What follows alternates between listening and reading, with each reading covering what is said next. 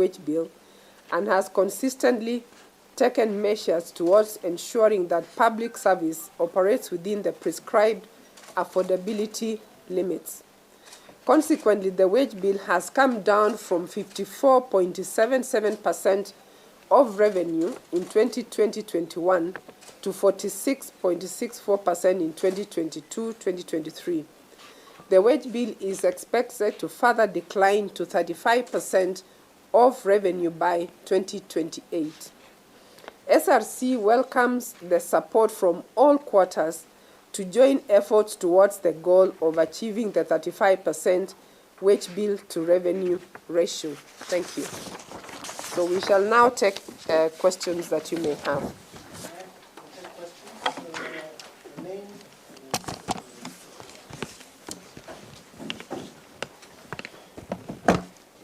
Yeah, Anthony.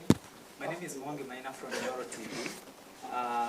The gazetting that we had done in last year, and as you have exactly said, it was supposed to take effect in 2 phases.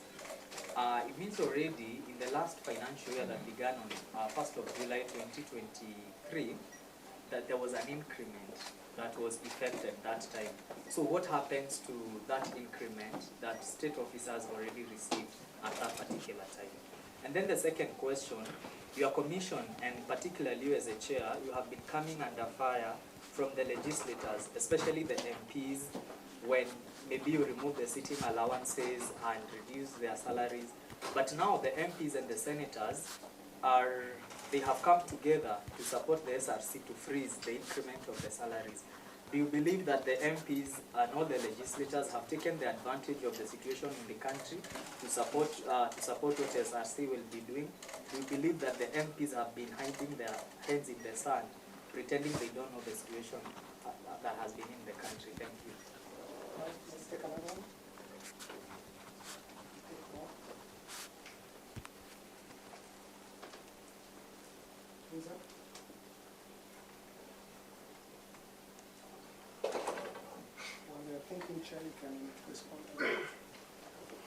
Okay, on the first one, you have asked what happens to the increase that was already implemented in the last financial year.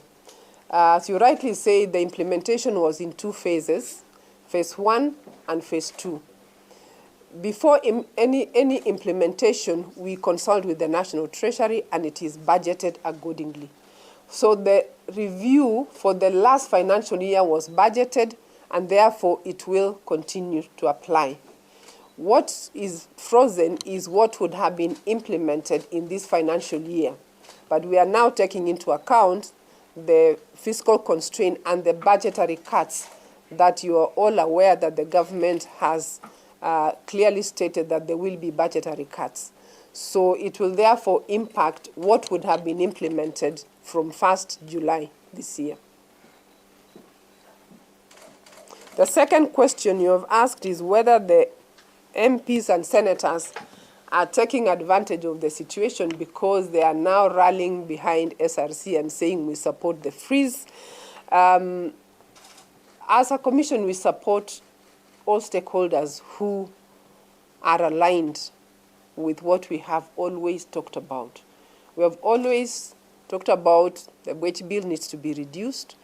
We are cognizant that in the last one, especially today and even yesterday, a number of MPs have come out strongly to support the position that SRC has always taken.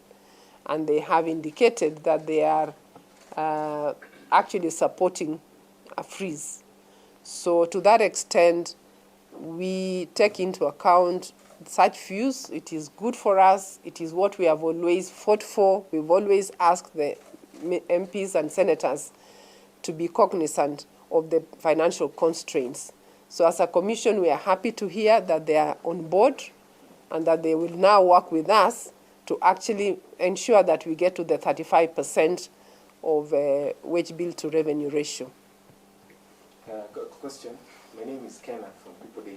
I just wanted to know, in terms of figures, if you could give us the figures, how much the increase would have been, how many billions in terms of figures, how many billions? And you said you talked to stakeholders. Were unions included in that drop, like the civil servants union and the doctors union and all that. They have had a tussle with the medics. Okay. Chair, I'm wondering, the conversation has already started in terms of wage bill. When you talk about state officers, because I mean, that's where largely the problem lies.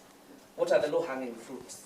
Have you identified what, if we were to go the way of pay cuts or removal of allowances, what are the low-hanging fruits and what will you be targeting as a commission? Okay, let me first start with the question about the numbers. The actual increase for everybody, all public officers, including the state officers, would be about 22 billion, right? The state officers, all of them, including the members of parliament, the judiciary, the commissions, the county governments, is less than 1 billion, right? So out of the 22 state officers is only 860 million. It's less than 1 billion. So if you look at percentage of state officers to the entire wage bill, you can work out. So it is almost 1 divided by 22, right?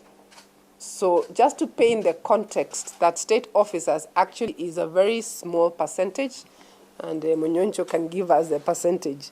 As I answer the issue about the trade unions, what they involved.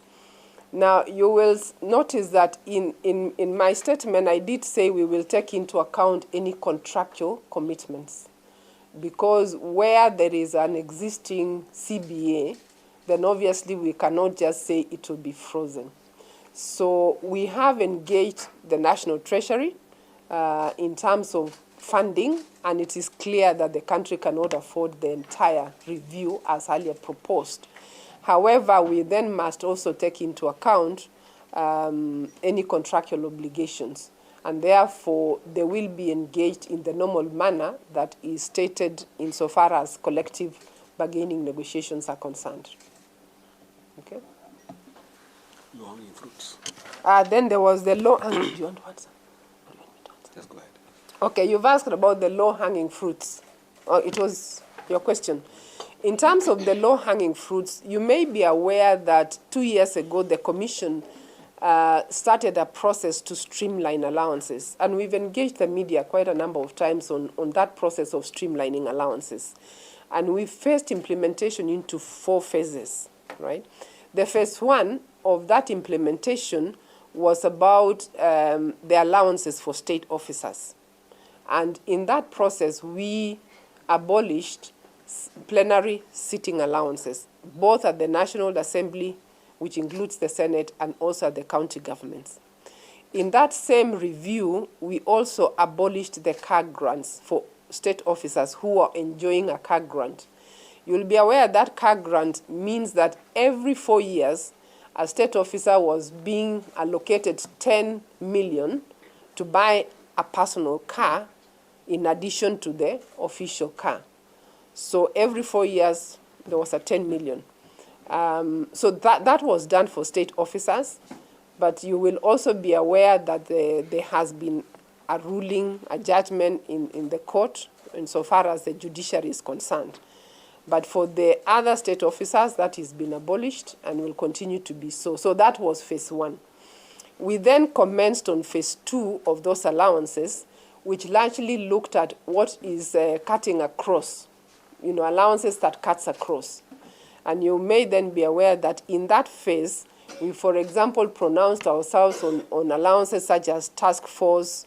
We looked at daily subsistence allowance, what it would look like. We also addressed salaries for retreat allowance, and we also looked at salaries for vice-chancellors in universities. So that was phase 2, which was looking at allowances that cut across. We are now in phase 3 of that review, and that now is where we will pick the remaining allowances that are institution-specific. So that process has commenced. We haven't yet concluded the stakeholder engagement, but it is definitely an opportunity that presents itself to really look at allowances. We believe as a commission that will help us to quickly get to the 35%. So it is in progress, but we have started on phase 1 and phase 2.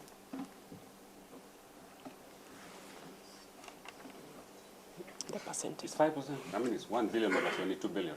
That's 5%. It's about 4.5, 4.6%. Thank you, Madam Chair. I'm Cynthia Nyango from Ramogi.